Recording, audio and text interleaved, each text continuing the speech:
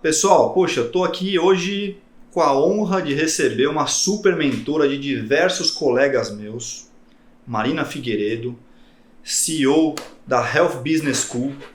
Ela vai se apresentar melhor porque são tantos predicados aqui, tantos cargos, que eu prefiro que ela fale para não falar besteira, mas meus colegas que estão super bem na carreira, não como eu, estão bem mesmo, né? Tiveram a consultoria dela. Então, não percam o nosso bate-papo, que no final acaba sendo só um aperitivo para vocês quererem mais e, eventualmente, né, aproveitar tudo que ela tem aqui para oferecer, contratar o serviço, o que vocês puderem extrair. Eu já vi algumas apresentações dela, sempre aprendi alguma coisa nova. Marina, muito obrigado que você está aqui. Obrigada por aceitar pelo o convite. Estou muito feliz dessa oportunidade de falarmos um pouco mais sobre a aceleração da carreira médica, principalmente de profissionais como você, como vocês, profissionais que se dedicaram muito para ter um currículo realmente estrelado, serem realmente profissionais extremamente técnicos, mas hoje em dia a gente vive uma era onde não basta ser, nós precisamos parecer ser e planejar o nosso crescimento, saber realmente o que nós queremos e buscar esse crescimento, e por isso eu fundei a Health Business School, que é uma escola de empreendedorismo voltados para profissionais da saúde, e realmente tive a oportunidade de atender diversos colegas de vocês, do doutor, e tive aí a oportunidade, a honra de participar do GSP, que é um evento maravilhoso. Se você não faz parte, procure saber como fazer parte desse grupo de networking. Não dá mais para crescer sozinho, a gente precisa realmente ter esse mindset de comunidade, de troca. Então se inscrevam aí nesse evento que é magnífico, e hoje realmente vai ser uma grande honra poder falar um pouco mais, trazer dicas para vocês buscarem realmente os melhores resultados ainda em 2023 e também plantar aí um 2024 ainda mais próspero e ter ainda um mindset mais voltado para o crescimento, pensar, né, o que eu quero para minha carreira, qual é o meu objetivo principal para os próximos 5 anos. Então ter sempre isso em mente e buscar. Perfeito, então vamos lá, para a gente começar a conversa aqui, nem começou, já fiquei um monte de dúvidas aqui do que você falou, quero aprofundar, mas para começar, fala pra gente como foi a sua trajetória até chegar onde você chegou, qual que é a sua formação, como é que você chegou aí, por que você acredita que esse é o caminho? Perfeito, vamos lá. Bom, eu vim do mercado de grandes empresas, eu atuei numa multinacional muito conhecida, inclusive uma das melhores empresas para as mulheres trabalharem, que é a Serasa Experian. Lá eu tive a oportunidade de trabalhar num setor que se chama estratégia comercial, onde conecta o marketing, produto e a área de vendas. Então eu pude ter uma visão muito estratégica da importância do planejamento, de uma boa execução. Isso durante a faculdade e depois da faculdade? Como é? Ao longo da faculdade já depois. Já estagiou e depois foi efetivado? Na verdade eu já entrei como analista na empresa, ainda cursando a faculdade, e tive a oportunidade de crescer nessa grande empresa. Faculdade de gestão, de administração? Não, de comunicação. Comunicação, mas eu nunca tive a vontade de atuar como agência. Tá. Eu sempre quis ser cliente, então meu foco, e eu busquei isso, era entrar numa grande empresa. Então eu listei ali quais eram as empresas que eu gostaria de trabalhar, e a Serasa era uma delas, e eu falei, eu vou entrar naquela empresa, e realmente participei de alguns processos.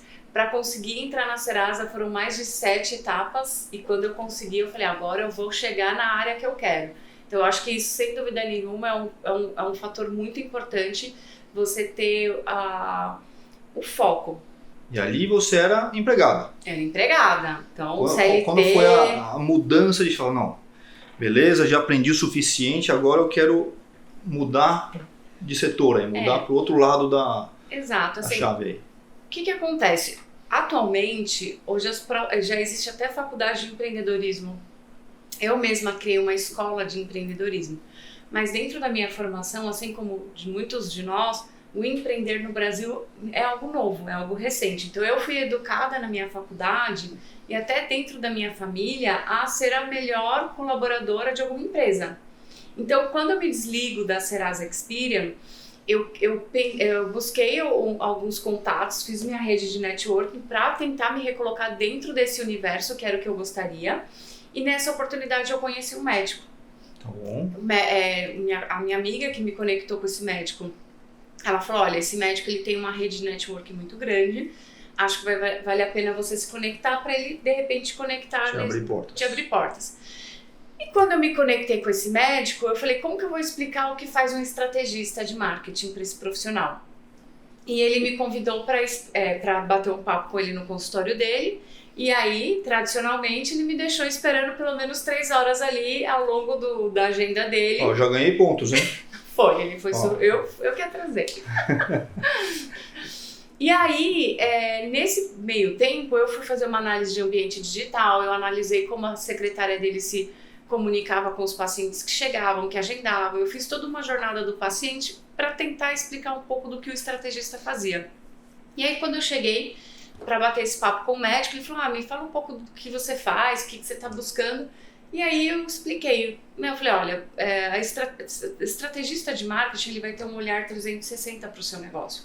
Porque tudo comunica, a forma como a sua secretária abre a porta, a forma como ela fala com o seu paciente, o seu preço, né? Eu vi que aqui alguns pacientes ficaram super atrasados, ficaram aborrecidos com isso. Vi que você não tinha uma presença digital, então como que você vai fazer um trabalho de prospecção maior? Nesse momento ele me olha e fala, não, eu que preciso de você, não vou te indicar para ninguém. Quer trabalhar comigo? Eu tenho 4 unidades no Brasil. Enfim, naquele momento não era muito o que eu queria realmente me recolocar no mercado de multinacionais, mas aceitei o desafio. Naquele ano... Então em que ano, mais ou menos? Em 2014. Tá bom, 9 anos atrás. Em 2014. E ali eu vi que era um mundo onde tinha um faturamento extremamente relevante, tinha uma equipe, mas uma organização administrativa muito falha, uma série de oportunidades em termos de controle, em termos de gestão. E ali eu fui me inscrever numa MBA da FGV para me profissionalizar mais dentro do setor, que é a MBA de Gestão de Clínicas e Hospitais. Ali eu vi 100 médicos, eu era a única não médica, e vi aquele universo ali de profissionais sedentos por gestão, em termos de conhecimento, né? A FGV ela tinha um conhecimento muito teórico, pouco prático, até para seguir um calendário do MEC, né? Que ele precisava seguir. Uhum. E ali eu tive um start, eu falei, opa, eu acho que ao invés de trabalhar para um médico, eu posso fazer algo que eu nunca me imaginei na minha vida, que era abrir minha própria consultoria, minha empresa. E assim eu comecei, atendi 6 clientes, esses 6 clientes se tiveram um faturamento altíssimo. Hoje eu tenho clientes desse grupo que fatura 3 milhões por mês, faturavam em média 40 mil, hoje faturam 3 milhões mês, outro 1,5 milhão, enfim, e a gente sabe, né, que o médico acaba observando muito o crescimento do outro e eu comecei a ter uma demanda orgânica de outros médicos me procurando. Que é o mais sólido. Até para os meus pacientes, aí, quando um indica o outro, é muito melhor do que quando vem pela internet. A gente costuma dizer que o melhor marketing é o seu cliente satisfeito. Sim. Óbvio que nessa jornada a gente tem um processo de oportunidade de melhoria, de desenvolvimento, mas a gente fica muito feliz com o crescimento do nosso cliente, com o desenvolvimento numa visão empreendedora. Então muitos desses médicos hoje, eles já têm uma equipe, eles já têm um plano de sucessão. Então se hoje eles tiram férias, o negócio não para de faturar. Então a gente trouxe essa visão realmente inovadora para o profissional da saúde, porque o médico ele era sempre a grande estrela até o final da vida. E hoje, muitos dos nossos clientes já têm essa visão de negócio, que ele precisa ter um lastro além dele. Hoje você tem, né, médicos com formação impecável. Sim, né? A gente se orgulha. Se orgulha. Mas você vê que não tem aquela projeção na carreira profissional. Com essa sua experiência de quase 10 anos aí, só Sim. fazendo isso, né, e com uma carteira de colegas meus aí já bem significativa, né? Onde você acha que está o principal problema? Em geral não é na parte profissional, na parte técnica, que é o que a gente faz muito bem, né? Quer dizer, quando o paciente atravessa a porta, da porta para dentro, em geral a gente faz bem, né? Mas, minha opinião pelo menos, né? Mas Aonde você acha que está o problema? Ou também está da porta para dentro, o médico não sabe se posicionar ou conversar direito, ele só sabe a conduta médica, enfim. Qual que é a sua opinião? Claro que tem muitas coisas, mas fala, não, se eu tivesse que escolher uma coisa para focar, ou umas poucas, para não sobrecarregar. Pode ser duas. Tá, vamos lá. Acho que o primeiro mindset, tá? Eu acho que o profissional que tem uma formação mais densa são profissionais mais conservadores, com mindset mais fixo, que acreditavam por muito tempo num modelo de crescimento, que era ser bem formado, ser reconhecido e aprovado pelos meus professores. Isso com o tempo vou fazer minha clientela. Isso era verdadeiro até 15 anos atrás.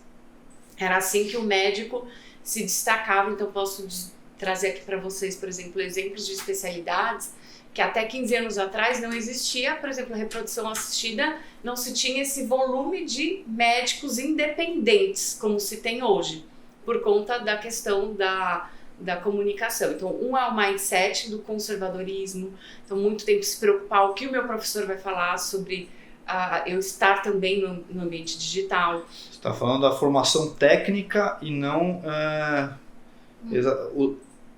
todo o resto, é isso? A formação técnica, beleza. Era o que os colegas se preocupavam. Sim, e que era realmente relevante. Então, se a gente pensar até 15 anos atrás, se você tinha um currículo impecável, isso já era realmente uma garantia de sucesso. Hoje não mais. Hoje, na verdade, o leigo, ele não consegue mais diferenciar tanto, né, para algumas especialidades, quem é o melhor. Então, ele toma a decisão baseada naquilo que ele consegue enxergar, que é o ambiente digital, principalmente, sim, também muito da nossa postura. E aí é o segundo item, que é a comunicação. Qual foi o primeiro, então? O mindset. Mindset, que é ser mais conservador, mindset mais fechado. Então, não ter essa visão... Quer dizer, isso é um erro. É um erro. Você tem um mindset voltado fechado, só para a questão técnica. Só para a questão técnica. E também medo, porque aí você se coloca tanto dentro de um ambiente conservador, que aí você tem medo de entrar no ambiente digital, de fazer uma comunicação melhor sobre o seu trabalho. Então, por exemplo... existe um movimento, né? Então a própria medicina é uma ciência transitória, assim como a opinião pública, assim como o comportamento do nosso consumidor.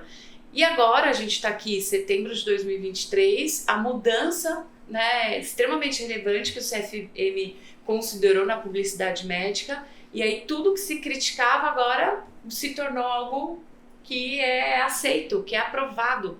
Então eu tenho certeza que muitos desses profissionais que são mais técnicos, mais conservadores, eles vão ter uma grande oportunidade de se ver diante de uma nova forma de se relacionar com esses meios. Então, os dois principais erros que você vê, o mindset fixo, tá bom? E o segundo, comunicação, que aí envolve tudo.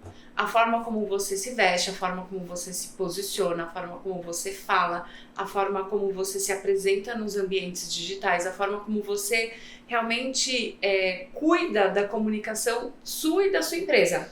Sabe que eu falo isso no primeiro dia de aula para os meus alunos. Alguns ficam bravos, né? Porque a gente vai ver paciente, Hospital das Clínicas. Aí eu falo, né? Chegam as meninas, às vezes de mini saia, de decote, os meninos com a camisa baby look, querem mostrar os atributos. Eu falo, ó, tudo isso é a maneira como você se comunica. Exato. Né? E o paciente vai te ver, isso aí já faz parte do cuidado. Sim. Então, assim, eu tenho claro para mim, né? Eu fiz um acordo com um tio meu que faleceu recentemente. Ele parava de fumar e eu trabalhava de gravata, porque ele queria que eu trabalhasse de gravata. E na época eu dava plantão no Einstein. E eu tenho muito claro na minha cabeça o antes e o depois de eu dar plantão de gravata, a maneira como os pacientes recebiam a informação e como eles me tratavam. Exato. Meu tio voltou a fumar, mas eu não parei de usar gravata porque eu vi benefício nisso. Não, com certeza. Inclusive usar óculos, né? Acho que me ouvem melhor, me respeitam mais quando eu uso óculos do que quando eu uso lente de contato. Então eu abandonei praticamente a lente de contato. Tem um estudo da John Hopkins, vocês que gostam de estudos, Brincadeiras à parte, mas existe esse estudo que evidencia que quanto maior a percepção de autoridade e de reputação que o paciente tem sobre o médico, mais disposto ele engajar ao tratamento, mais disposto ele está a engajar ao tratamento. Então, por exemplo, você foi super recomendado. Eu chego aqui, eu acho que você é um menino, ou eu acho que você está no início da sua carreira, eu vou sair com a sua prescrição na mão e vou ter dúvida em seguir. Ou, por exemplo, aderência ao tratamento. Aderência ao tratamento tem a ver com a minha percepção. Ou até, por exemplo, eu posso até ter uma apresentação encantadora, de autoridade. E hoje as pessoas têm uma curiosidade muito grande sobre a nossa vida. E aí o paciente vai lá me buscar na rede social e aí vê um pouco demais sobre a minha vida pessoal. Então, férias na praia, biquíni, dependendo da sua especialidade, eu não recomendo, porque desvia realmente a atenção. E o que eu costumo dizer, quando nós somos o produto, o serviço, e o médico você vende a sua hora para o paciente, as pessoas primeiro compram a nossa imagem. Então é por isso que a gente tem que se vestir estrategicamente e aí a gente tem que estar atento inclusive ao nosso tom de voz, a nossa comunicação, a nossa postura, tá? Então tem um outro estudo. Que isso já seria aquilo que é da porta do consultório para dentro. Sim. Né? Quer dizer, a maneira de se comunicar. Sim. Também. Até como você. Que não é nenhum dos dois, não é nenhum dos dois problemas que você falou de cara aí na primeira pergunta. Né? A forma como se posiciona. Que seria uma comunicação visual, também entraria no primeiro, talvez. Que é a comunicação de oratória, a comunicação visual, é aquela percepção, como você impacta o seu paciente. E você acha que isso deveria fazer parte do currículo médico, então? Seria isso uma falha grande na formação do médico? Olha, no seu caso não, que você vai perder emprego, né? Vai perder mercado de trabalho, mas foi uma dor uma falha enorme. Sim, com certeza. Eu acho que deveria existir uma grade de empreendedorismo, porque a maioria dos médicos profissionais liberais, são profissionais liberais, vão abrir um CNPJ e ele precisa entender um pouco de todo esse sistema da empresa, que é uma empresa. Então, a partir do momento que você vai receber um paciente, ele vai pagar por esse serviço, não importa se vai ser por meio de um cartão do dinheiro ou do convênio dele, ele está te remunerando dentro de um sistema financeiro. Você vai emitir uma nota para alguém, você vai precisar ter colaboradores, você precisa se ver como uma empresa. Então, o CNPJ, hoje a gente costuma dizer que o CRM é um CNPJ. O que você vê, vamos lá, pensando do lado do médico aqui, né? Eu tenho uma série de colegas que têm um receio enorme de sair da zona de conforto. Muito. Talvez a grande maioria. Tá? Você acha que o fato do médico não ser treinado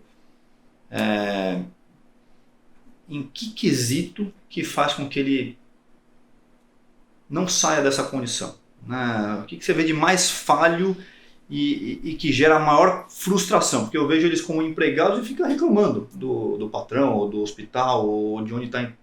Assim, fala, por que você não sai? Né? Ele fica com medo.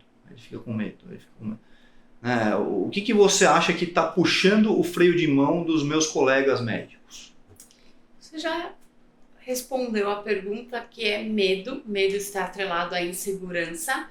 E fazendo uma análise, né, vamos dizer, desse N de profissionais que eu já atendi, o que eu vejo que muitos de vocês têm em comum, quanto maior o nível de formação técnica que vocês possuem, maior é o medo que vocês possuem em falhar. Então, quer dizer, o medo de falhar. O cara que é bem formado tem mais medo ainda. De falhar. Por quê? Pensa que esses profissionais, eles sempre foram aplaudidos. Eles sempre se destacaram. Só que de uma forma diferente. Então, para passar no vestibular, foram os melhores. Dentro da fase educacional, foram as pessoas que se destacaram. Então, quando ele se vê ali tendo que sair da zona de conforto para fazer algo que ele nunca se preparou para, ele sente medo de falhar. Então, de lançar o seu voo solo e não ter paciente. O que o meu colega vai achar de mim? Então, é aquele medo que você começa... E o que você acha? Quando o médico se forma, todas as faculdades, né? Você faz o juramento de Hipócrates. Sim. Você já deve ter ouvido falar, ou até lido, ou estudado, ou visto a respeito, né? E uma das coisas que eu acho que o maior problema do juramento de Hipócrates é a relação da medicina como sendo um sacerdócio. Sim. E aí você é visto como vilão se você cobrar pelo seu trabalho. Aí você não cobra, você não consegue se atualizar, você não consegue, hoje nem mais existe livro, né? Mas você não consegue assinar os periódicos, você não consegue viajar para os congressos mais importantes, e aí você entra num ciclo da miséria, né? E o paciente não vê isso. Né? O paciente só quer, a medicina tem que ser um sacerdócio, né? Eu vou dar um exemplo, esse ano eu já fui para mais de 8 congressos. Eu não estou dizendo para as pessoas fazerem isso, a minha área envolve então eu vou para congressos de outras especialidades e aprendo mais que eles. Quem sabe menos aprende mais, né? Mas assim, essa questão da cobrança, eu particularmente vejo como um calcanhar de Aquiles nos meus colegas médicos. Não sei como você enxerga isso. Você acha que isso acaba sendo um problema, né? E aí eles acabam se submetendo a quem faz a cobrança? Por exemplo, os convênios que sabem cobrar, os hospitais que vão mandar conta, né? Os plantões nos hospitais, né? Enfim, você colocaria isso como um empecilho? Você acha que é um defeito muito grande na formação? Aí vamos de novo pro mindset, sabe por quê? Porque, de fato, eu acredito que o médico ele tem que ter esse lado humano. E em tempos atuais, eu acho muito interessante você ter um viés social. Então, ter um trabalho social, ter algo que você dedique horas do seu tempo para melhorar um pouco o mundo. Mas vocês não podem se esquecer que, num país subdesenvolvido como o nosso, a principal melhoria que a gente pode promover num país como o nosso é geração de emprego. E você só vai conseguir fazer a geração de emprego se você realmente se tornar uma empresa, se você realmente conseguir ter um crescimento do seu negócio. Se você não promover esse crescimento do seu negócio, da sua carreira, você vai ser sempre aquele profissional sozinho ou que no máximo com uma secretária, sendo que você deixou de ter a oportunidade de alcançar mais pacientes que precisam do seu serviço, que valorizariam você por isso, e com isso você ia precisar de uma equipe maior e geraria mais empregos. Então eu acredito que a gente não pode, com medo de eventualmente se ver num processo mercantilista, vamos dizer assim, esquecer que isso também gera emprego, e num país como o nosso, tudo que a gente mais precisa é gerar novas oportunidades. Então, e se a gente observar quem são as secretárias, concierges de clínica médica, as funcionárias que são responsáveis pela limpeza, a gente está falando de uma classe social mais alta? Não. São funcionários da sua empresa. Você vai estar gerando emprego se você conseguir manter essa empresa saudável. Uma vaga de secretária são pessoas mais simples. Então, quando você se vê crescendo, pode ter certeza que às vezes você está dando oportunidade para as famílias recomeçarem, crescerem, se desenvolverem e ter esperança. Então, eu acredito que o médico, quando ele começa a ver que ele tem um conhecimento, que ele pode salvar vidas, que ele pode impactar pessoas, não só por meio da saúde, mas também por meios de desenvolvimento, e aí a gente está falando, né, até de uma responsabilidade social, por que não? Perfeito. Então, nesse sentido, você acha importante, independente de cobrar ou não cobrar, você fazer um atendimento que tenha algum engajamento social, é isso? Sim, eu acredito que assim, se você tem um foco e falar, olha, eu como profissional eu preciso me valorizar, você pode focar na sua carreira, lembrando que sim, quanto mais você cresce, não é que mais você está lucrando, isso é ruim. Não, você está gerando emprego. Agora, o que você também pode fazer, que realmente eu vejo poucos médicos se dedicando a isso, eu acho que até mais por falta de conscientização, é ter alguma coisa voltada para o social. Então, a gente tem que pensar mesmo no papel que você tem na sociedade. Sim, então, às vezes assim, a parte do seu lucro reverter para... Até porque eu fiz faculdade pública, eu não paguei para estudar na USP, né? eu me sinto meio que devedor da sociedade. Até hoje eu dou aula de graça por conta disso. Eu sou voluntário lá toda semana, né? Até a hora que não me convidarem mais. Enquanto me convidam, eu estou indo. Sim. E faço atendimentos voluntários aqui também, para instituições carentes. E o mais importante, só para complementar. Então, sem querer, eu acertei, na sua opinião, aí dentro desse conceito, tá. E o mais importante é saber que, pode ter certeza, que se você não se valoriza ou se você se sente mal em receber outra pessoa que talvez não tenha a mesma formação, não tem o menor peso na consciência. E talvez esse profissional não esteja entregando a mesma qualidade em saúde que você. Então, tem pessoas que querem pagar por isso, valorizam por isso, e a gente não pode esquecer esses anos de tempo de vida que vocês se dedicaram para isso, financeiro, que não é pouco mesmo. Quem fez uma formação pública, a gente sabe o quanto é custoso, sim, né, sim, em todos os sentidos, e você pode dedicar a sua vida, se ver crescendo como empresário e gerar empregos, e aí você, acho que talvez alivie um pouco a culpa, e pegar parte do seu lucro, se dedicar para causas sociais, e eu acho que você vai ver que tudo vai fazer sentido. Vamos avançar mais um pouco aqui. Então vamos lá, você era um médico funcionário do hospital, do convênio, de uma clínica. Aí você falou, não, cansei de ter patrão, não quero mais ter patrão. Né? Eu vou ser o dono do meu negócio, eu mesmo vou ser o patrão. Né? Então eu vou abrir a minha clínica, ninguém manda em mim, beleza, agora é comigo. Na minha opinião, isso daí é o maior engano que a pessoa está cometendo na vida dela, porque pelo menos minha experiência, né? A partir do momento que você está achando que não tem patrão, cada pessoa, cada médico, cada paciente que sentar do outro lado é o seu patrão. Quer dizer, você trocou um ou poucos por muitos. Então, você acha que o seu cliente, no caso o paciente, não é o seu patrão, ele é o seu patrão. Quer dizer, então você trocou um por vários patrões. Sim. Né? Como é que você vê isso daí? Você concorda com essa afirmação? Quer dizer, cada um que está sentado do outro lado aqui da mesa, ele é o seu patrão mesmo? Vamos lá. O que eu acredito? Hoje eu falo muito sobre não romantizar o empreendedorismo, isso para qualquer setor. Não é fácil.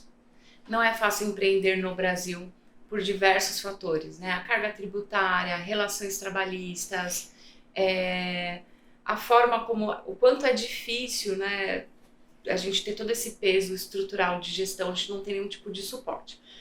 Porém, na área médica em especial, eu costumo dizer que os profissionais eles empreendem por dois motivos, né? Ou realmente por foco, assim, desejo, ele tem esse perfil empreendedor, ele já tem esse ímpeto do empreender, ou para aqueles profissionais que não possuem esse ímpeto, realmente às vezes por necessidade. E aí, o que eu chamo de necessidade?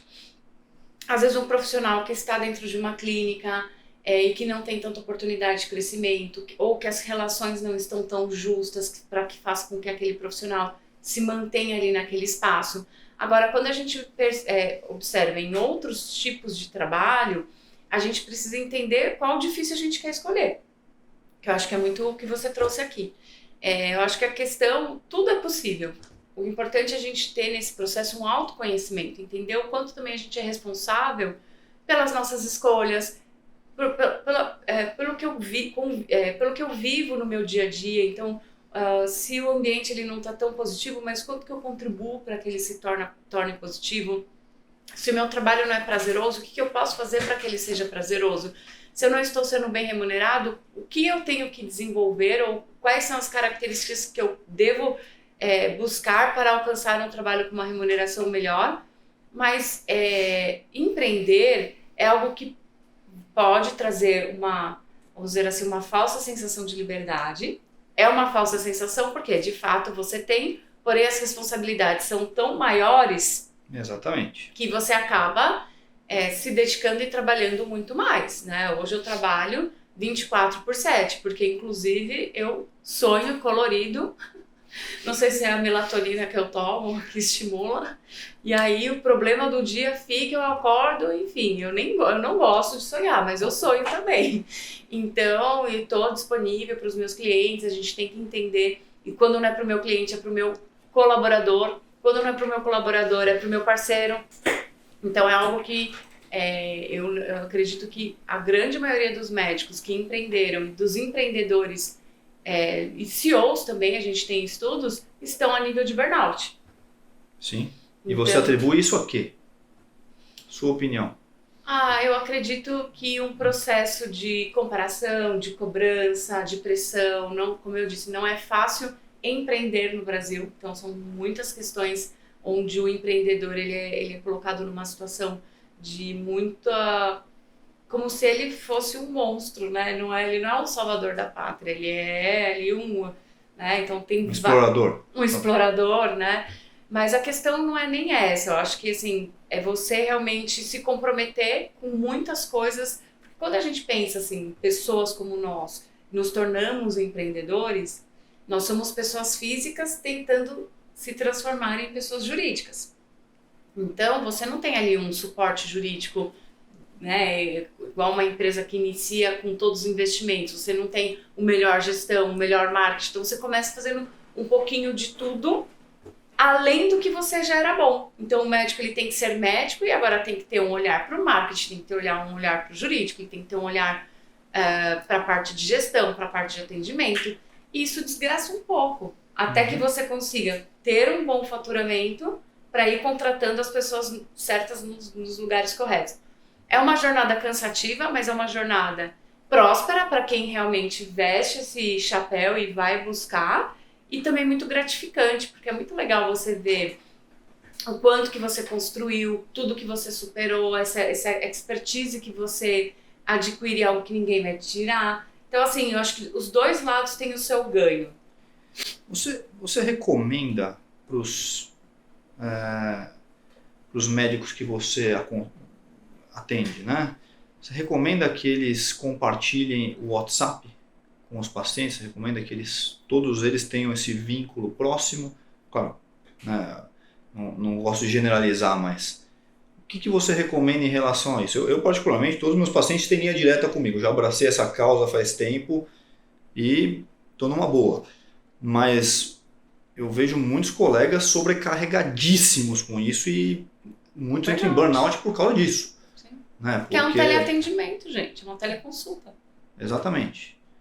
Então, e frequentemente não remunerada. Acho que 99%. Então, que conselho você dá para os profissionais que você atende nesse sentido? Bom, primeiro eu acredito que tem muito a ver com a sua especialidade. Eu acredito que algumas especialidades é inevitável o paciente ter esse tipo de acesso, mas também tem a ver com o momento da sua carreira. Vejo profissionais, quando eles estão mais posicionados, quando ele já tem uma demanda maior de pacientes, e ele já tem uma equipe, ele começa a criar um processo de comunicação dele com a clínica um pouco mais profissional, não tão próximo. Ele pode colocar um anteparo. E dá certo. E tá, é tudo uma questão de você educar o seu paciente. Agora, por exemplo, se eu fosse uma médica dermatologista e eu estivesse começando agora a minha carreira, eu não tivesse muitos pacientes, eu ia querer ficar o mais próximo possível da minha paciente para entregar o melhor atendimento, para que ela ficasse o mais satisfeita possível. Mas sim, na medida que essa demanda for crescendo, você tem uma demanda maior de pacientes, e aí isso te traz um pouco mais de tranquilidade, porque você já está melhor posicionado, aí sim eu criaria algumas barreiras e algumas formas de relacionamento com a clínica e não somente comigo. Eu posso falar que eu vivi as duas épocas. Eu já estou indo para 20 anos de formado, aliás. 19 anos de formado, aqui eu faço 20 anos de formado. O que acontece? Antes, o meu poder resolutivo era muito menor. Sim. Por quê? Porque, do ponto de vista geriátrico, você tem que fazer uma intervenção por vez, ver o que acontece. Aí eu falava para a pessoa, tá, volta aqui daqui a 15, 20 dias. Aí eu vi o que ia tomar o próximo passo. Uhum. Hoje, a comunicação está tão mais próxima que eu tenho um poder resolutivo enorme. Então, assim, para algumas pessoas isso é um estresse. Para mim é algo extremamente prazeroso poder fazê-los melhorar mais, acompanhar de perto, né? Então, assim, eu sei que eu estou pegando as suas dicas, mas se eu puder recomendar para quem está vendo para ver isso com bons olhos, ver com prazer de ver as pessoas melhorarem, mas sentir quando a coisa está sendo abusiva. Sim, sim. Né? Como eu tenho uma relação muito boa com os meus pacientes, eu não me sinto usado, que é uma sensação a pior que tem, né? Em qualquer situação, né? Então eu não me sinto usado nesse sentido, né? Mas pelo contrário, né? Mas se as pessoas conseguirem achar esse ponto de equilíbrio, seria a recomendação que eu posso dar para os meus colegas. Não sei se você concorda. Mas se você me permite, eu acredito que nesse caso, no seu exemplo, por exemplo, como sua estrategista, o que eu faria? Eu criaria, vamos dizer assim, um plano de serviço. Então, olha, nesse caso, como eu cuido dos meus pacientes, tá? Então, a partir de hoje, você vai fazer parte, né, dos pacientes que são assistidos pessoalmente por mim, como que eu trabalho, como que é a minha metodologia de trabalho. Criar regras. Eu vou te ver a cada tanto tempo, nós vamos ter uma comunicação diária, semanal via WhatsApp, e isso vai te custar tanto. Então, essa prestação de serviço próximo eu cobraria dentro de um plano de acompanhamento semestral, onde inclui tanto as visitas presenciais como esse atendimento, essa disponibilidade. É uma ideia inovadora. Então assim, aí você já dilui ali nas parcelinhas, já faz um plano semestral, divide em 6 vezes no cartão para ele não sentir, mas eu acredito que você tem que cobrar. Perfeito. Né? Os dois, o paciente tendo o que ele quer, ele vai ficar feliz, mas também, pessoal, não tem como, você tá na mesa de jantar com a sua família, você pegou o celular na mão, você não está mais na mesa de jantar com a sua família, você está com o paciente. Então isso está custando tempo de qualidade com o seu filho, tempo de qualidade com a sua esposa, e isso tem que ser remunerado. Então, se você está predisposto a fazer isso, cobre por isso. Perfeito. Tá bom. O que mais? Fomos bem aqui. O que mais? Mas sabe o que eu quero trazer de ponto importante? Porque eu quis trazer um cenário, eu faço isso com todos os meus clientes. Assim, todo o planejamento que eu faço eu não trabalho na paixão. Então, chega o médico iludido ou cheio de sonhos, não, eu trago para a vida real. Tá bom. O que está acontecendo, como que a gente vai construir, quanto que isso vai custar, tanto a parte financeira quanto a parte do seu tempo. Você pega médicos em todos os momentos da carreira. Em todos os momentos. No começo da carreira, ou já bem estabelecido e quer melhorar mais? Até sucessão. Então eu tenho alguns clientes, por exemplo, querem se aposentar, que já tem seus 55 plus e já está planejando como que eu mantenho, como que, assim, eu tenho, sei lá, mais 15 anos de ápice, então como que eu faço para quando eu sair de cena, meu negócio continuar? Então é uma mentalidade nova na área da saúde. Sem o médico dúvida. ele não pensa nisso. O médico não pensa em parar, é verdade. Um outro ponto muito interessante de discussão, que isso me preocupa muito na área médica, é outro tema que eu discuto muito com vocês nas mentorias, no ápice da carreira a gente pensar no eu futuro. Então o médico também não guarda dinheiro. Ele vive uma vida num momento de projeção, de ganho, de realização, porque eu costumo dizer que quando vocês estão na fase de residência e pós-residência é uma fase muito sofrida financeiramente, né? Muito. E aí quando vocês começam a ganhar um pouquinho de dinheiro, aquela hora que você nunca tinha tempo para viajar, para sair, para nada. Então é aquela hora que vocês falam, não, eu mereço, o famoso eu mereço. Só que o tempo passa e passa muito rápido. E a verdade é que vocês não podem contar com o sistema brasileiro, né, o INSS, para como autônomo você não tem nenhum direito trabalhista, você não vai ter férias, 13º, você não vai ter nada. E aí, o que eu vejo, né, é que hoje existe uma competitividade muito grande, então muitos profissionais que têm uma carteira de clientes, de pacientes grandes, percebem o esvaziamento justamente por não trabalhar uma presença digital, não trabalhar uma renovação do consultório, não renovar inclusive as técnicas, e de repente, do dia para a noite, o faturamento dele começa a cair. E o que acontece? Não sei se você tem essa percepção, eu tenho essa percepção. que a família do médico, o médico ele é tão assistencialista que ele educa mal, às vezes até as pessoas da própria família. Então, às vezes é o irmão, o sobrinho, o primo, a esposa, a família, muito dependente financeiramente desse médico, até numa fase já adulta. Porque o médico ele se vê ali sustentando algumas gerações. Algumas gerações, e aí chega do dia para noite, ele não planejou esse momento da carreira, ele não guardou o dinheiro. Então, eu acho que isso é muito importante também, se você está entre 30, 40, 50 anos, projetar como você quer se aposentar, então com quantos anos você não quer mais precisar, não mais ter que trabalhar. Que eu sei que o médico ama o que faz, então eu vou trabalhar enquanto puder, mas o melhor é não ter que trabalhar. E aí então, com 60 anos eu não quero mais ter que trabalhar, mas eu quero ter pelo menos 60 mil reais por mês. Então você tem que ter aí pelo menos uns 7 milhões guardado na conta, para fazer com que o dinheiro trabalhe por você. Tá. Perfeito. E nessa questão de sucessão, o que você tem recomendado? Um negócio que só me ocorreu agora. Eu tô ainda, acabei de me formar, né? 20 e poucos anos, então tô vendo isso muito lá na frente. Sua Dermato é boa, viu? Vou deixar aqui o telefone da Dermato, @. Como é que você faz isso na prática? Depende muito da área dele. Em que momento você acha que o médico atinge o ápice da carreira? Você fala, não, ele vai chegar a estourar na sua experiência com tantos anos. Aqui é a hora de já começar a tirar o pé. Você vê isso na sua prática? Hoje eu vejo médicos estourando na parte, né, financeira, ganhando muito dinheiro entre os seus 38 e 45 anos, tá? Então entre 38 e 45 é a hora que eu vejo. Seria o auge da produtividade dele. Então onde ele começa a ter um faturamento mais alto. Mas continua crescendo depois disso ou não? Aí começa a cair? Depende. Aí a maioria começa a cair. Começa a cair depois dos 45?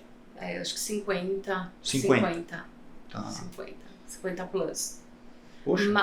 50 plus. Porém, para você pensar num plano de sucessão, é você começar a entender que você precisa ser capaz de gerar uma demanda, tá? Que confia ali no seu trabalho, que confia ali na sua prerrogativa. Entender, por exemplo, esse paciente que chega aqui, quais são as principais necessidades que ele tem, além daquilo que eu ofereço.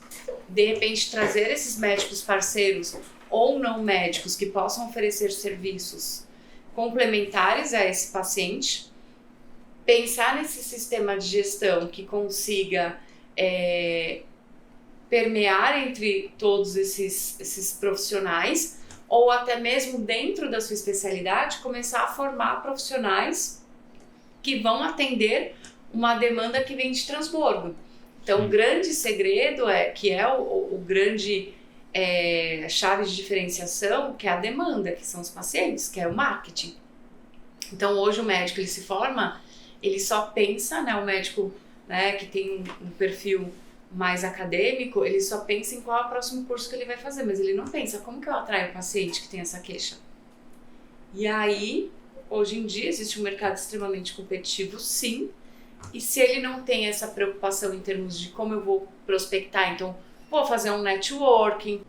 Estão caindo no mercado nacional aí 40 mil médicos por ano. Sim. Estão entrando no mercado de trabalho. Acho que a previsão é que chegue em 1.200.000, alguma coisa, médicos formados até 2032. Foi um estudo. Não sabia dessa estatística, mas assim, esses 40 mil médicos que estão caindo no mercado de trabalho todos os anos, você acha que eles vão conseguir se inserir bem profissionalmente? Aquela história, não, sempre vai ter lugar para quem é bom. Eu não vejo isso. Quer dizer, eu vejo muitas pessoas ultra bem formadas que estavam com o consultório emplacando e alguém ofereceu um emprego numa área totalmente diferente e pagava um pouquinho a mais. Não, vou para minha zona de conforto porque... Enfim, como você vê essa monstruosidade de profissionais que está caindo no mercado? Você acha que esses médicos vão conseguir se inserir? Você recomenda a medicina como profissão? Muitas perguntas. Vamos lá. Bom, a boa notícia é para você médico bem informado. A gente sabe que, né, eu não tenho um estudo, mas vou falar um pouco da minha percepção. Eu acredito que em torno de 5% tem uma formação, 5% ou mais, uma formação extremamente sólida, pensando nessa projeção de 2032, que a gente vai ter mais ou menos de 1 milhão de médicos formados. Então, 5% desses 40 mil por ano. Eu acho que sim, que em termos de até em níveis de residência, a gente sabe, enfim. Dá uns 800 por ano. Eu acredito que os médicos bem informados, eles sempre vão ter boas oportunidades. Talvez não vão ter a prosperidade que poderia ter caso ele não tenha uma visão empreendedora, organizada para ir buscar isso. Não vai cair mais no colo, tá? Mas eu acho que não morrer vai de faltar fome... Para esses 5%. Eu acho que vai ter sempre essa oportunidade. Uma outra grande oportunidade que eu quero despertar aqui em vocês é que sim, a maioria desses profissionais que vão se formar anualmente, enfim, a gente está falando que a gente praticamente vai dobrar o número de médicos, né, nos próximos 5 anos, essa é a estatística, é que não vai ter uma qualificação tão técnica quanto a de vocês. E por que não empreender dentro do setor educacional, preparando esses médicos que não vão ter essa formação? Então, olha outro aí. Nicho de mercado, né? Outra a quantidade de faculdades de medicina criou-se a necessidade por profissionais que ensinam. Exato. Medicina. Então, isso é para quem tem um bom currículo, por que não pensar nisso? Então, muitos alunos nossos também já estão empreendendo nessa parte educacional para ensinar médicos. Então, enquanto uns choram, outros vendem lenço. Vão vender lenço. Tudo tem os dois lados. Faz sentido para você? Faz sentido. Já fui chamado para dar aula, mas não conseguiria cumprir a carga horária, porque aí competiria com o meu consultório. Então eu consigo dar aula na USP como voluntário, Sim. uma vez por semana. Mas por que não? Não ganho nada, mas me divirto, né? E também aquele papel social que você comentou de retribuir, porque eu fiz minha formação lá de maneira gratuita, né? Mas por que não montar dentro do seu consultório, é o que a gente já faz em algumas clínicas, um programa que a gente chama de Fellow, tá? Onde esses profissionais visitam e vivenciam uma experiência de 3 a 4 dias e vocês acompanham numa mentoria, e a gente já tem aí tickets médios de R$25 mil que a gente cobra para profissionais frequentarem esses consultórios. Os médicos me acompanharem aqui, é isso? A gente cobra. Ele vai me acompanhar, ficar sentado aí onde você está, o paciente ali, e seria cobrado. Só entendendo um pouco da sua prescrição, do seu modelo de atendimento. A gente até sugere que, a depender, faça algumas aulas até para fazer um reforço educacional, não tem problema. Faz um acompanhamento desse aluno, desse médico, se torna um mentor. Então é um outro nicho ainda de mercado. Eu estava pensando em formar pessoas para dar aula em faculdade de medicina. Não, eu quero que você ganhe dinheiro aqui. Olha só. Sim, a gente já tem esses programas, inclusive na dermatologia já super explodiu. A gente vê ticket médios de R$25 mil de programa. Nossa. De 6 a 25. Eu sabia que eu tinha escolhido a área errada. Você vê, dermatologia, outro mundo. Tem mercado para todos. Pensando em termos de empreendedorismo, vamos lá, você virou a chave, saiu do CLT para empreender 10 anos atrás. O que você daria de conselhos para a Marina de 10 anos atrás? Falar que erros que eu cometi que eu não precisaria ter cometido. Você aprendeu com todos, talvez, espero. Né? Sim. Mas assim, o que você fala? Não, se eu não tivesse feito isso ou aquilo, eu poderia ter deslanchado mais rápido. Bom, acho que o primeiro conselho que eu daria para Marina de 10 anos atrás seria: se tá com medo, vai com medo mesmo, que vai dar certo, e de fato deu. Eu acredito também que falhar na direção daquilo que você deseja também é progresso. Então, exatamente como você falou, quais são esses erros que também te trouxeram até aqui. Eu acredito que dentre todos os meus principais erros, talvez um pouco mais de paciência com o time. Assim, eu sou uma pessoa que eu me cobro muito em termos de time. Assim, então, eu tenho sempre a sensação que eu estou atrasada. Então, isso talvez possa ser um pouco perigoso para você não chegar num limite alimentar ou físico. Mas também te impulsiona. também te impulsiona. Tanto é que foi o que a gente... O lado bom da ansiedade. É o lado bom da ansiedade. Eu não sou uma pessoa ansiosa, eu sou uma pessoa acelerada. Tá. Mas o conselho que eu daria pra Marina hoje, que talvez tenha sido um erro, eu realmente foquei 100%, eu realmente foquei 100% da minha vida e do meu foco para a parte profissional.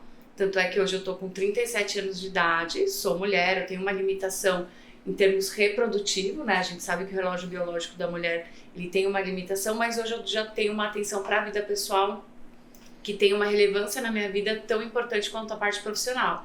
Então, eu acho que o conselho que eu diria é: faça mais leve, deixe ser divertido todo esse processo.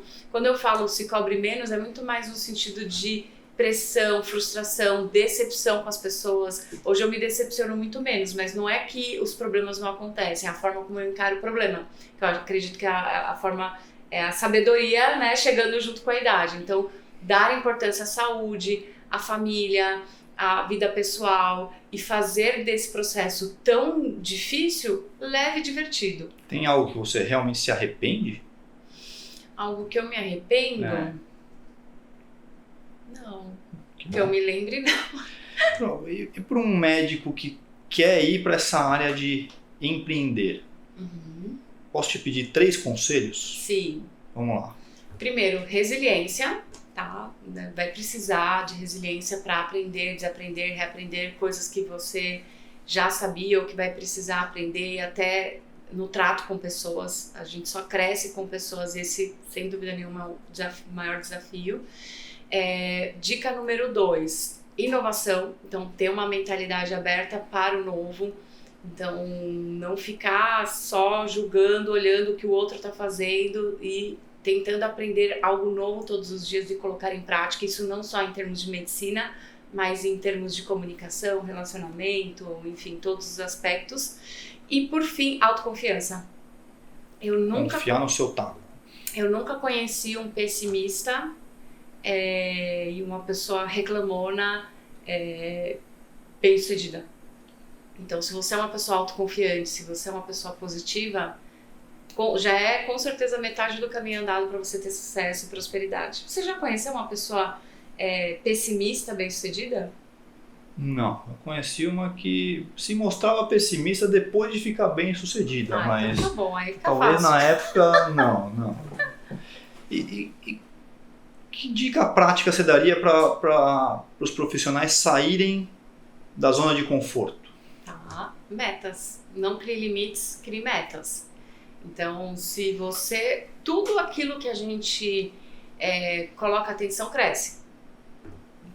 Exatamente tudo. Inclusive com relação à nossa imagem, né? Então, ao invés de você colocar foco no medo, o que pode não dar certo, foca no que você deseja. Então, nada com uma meta que é um objetivo com prazo, e aí depois você traz um plano para fazer daquele sonho, né, um planejamento estratégico. E dos profissionais de saúde que estão entrando nesse mundo digital, né, que você frisou bem que é importante em termos de comunicação. Quais são os erros principais que você vê? Dentre o público que eu acredito que hoje aqui nos assiste, medo da opinião do outro. E aí paralisa... Medo de se expor.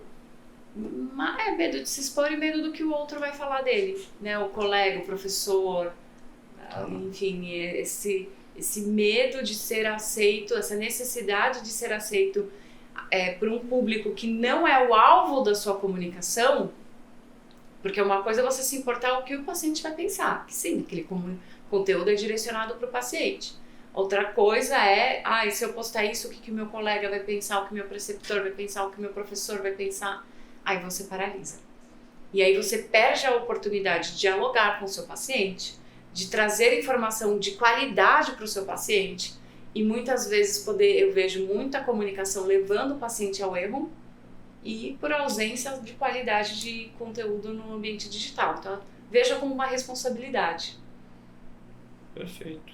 Hoje nas questões aí, no momento que todo mundo tem medo dessa questão de cancelamento, né? Que não vou dizer só o Brasil, mas o planeta está extremamente polarizado. O que você recomenda em relação a posicionamento político. Você recomenda abraçar essa causa, se manter distante, um assunto que acaba sempre esbarrando, né? Eu não vou assistir a coisa porque eu sei que ele dá um suporte para aquele candidato ou para aquele outro, né? Você recomenda o que nesse sentido? Bom senso. Bom senso é algo que faz você ter um crescimento absurdo em todos os setores da sua vida. Entender que quando você se coloca na rede social não como pessoa, mas como médico, ou seja, como uma empresa, você não tem time, você não tem posicionamento político, você está ali para falar sobre saúde. Agora, se você quer ser um influencer, você está deixando de lado a sua posição como médico. Então, ali, o seu objetivo é como melhorar a vida das pessoas que estão ali. Então, a sua opinião para quem você torce, a sua opinião sobre o partido político que você acredita, divide com a sua família, divide com seus amigos íntimos. E dentro do consultório, inclusive, eu falo, médico não tem partido, médico não tem time. Aqui é um momento onde é realmente um ambiente onde o seu foco tem que realmente ser a atenção ao paciente. Perfeito. Você concorda? Eu concordo sim. Eu atendo pessoas aqui, políticos, né, de vários partidos, e aqui eles são pacientes, não são políticos, não são deputados, não são senadores. Né? São pessoas. São pessoas e vão melhorar a vida deles. Acho que é isso mesmo. Considerações finais, Marina. Adorei a conversa aqui. O que você deixaria para quem está nos assistindo? Né? Médicos e não médicos, né? Até para...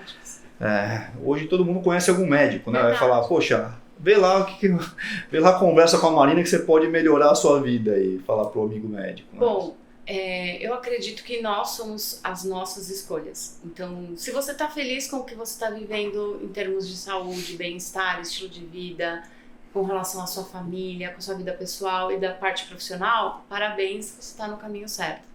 Mas se você não estiver totalmente satisfeito, entenda, reveja, faça um trabalho de autoconhecimento, o que você precisa melhorar, o que você precisa desenvolver, busque, né? Hoje a gente precisa entender que muito daquilo que a gente conquista tem a ver com a nossa capacidade de compartilhar nossos projetos, nossas ideias, fazer essa rede de relacionamento, esse networking.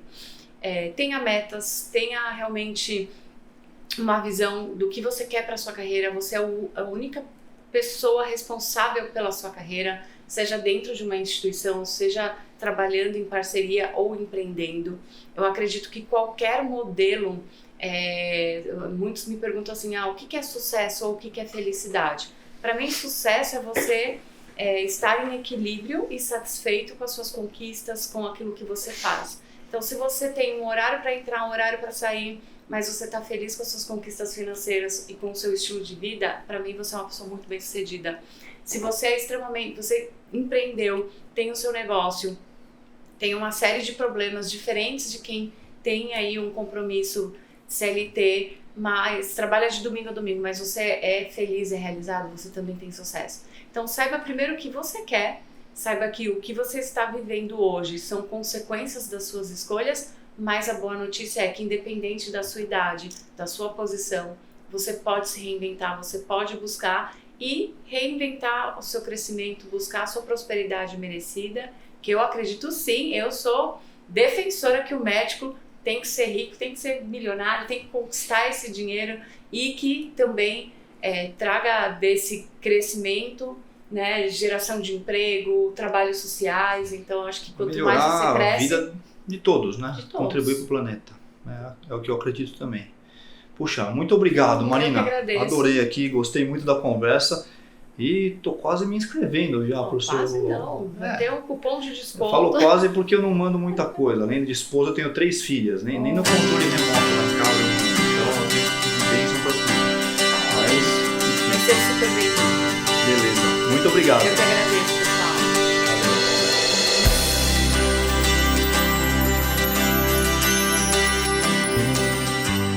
Gente, como uma boa marqueteira, voltei aqui, óbvio, né? Porque eu preciso vender o meu peixe, você também, todos os momentos que você tiver a oportunidade de compartilhar não só o seu conhecimento, mas o acesso, né, do seu paciente, dos seus colegas e parceiros a você, precisa fazer. Então, voltei aqui para deixar aqui minhas redes sociais. Então, quem quiser falar comigo, podem me contactar via o Instagram, então @healthbs_, lá você consegue nos encontrar, a gente vai deixar aqui também anotado. O meu e-mail é M de Marina, F de Figueiredo, @healthbs.com.br, e fico à disposição, quem quiser receber mais conteúdo rico, estarei à disposição.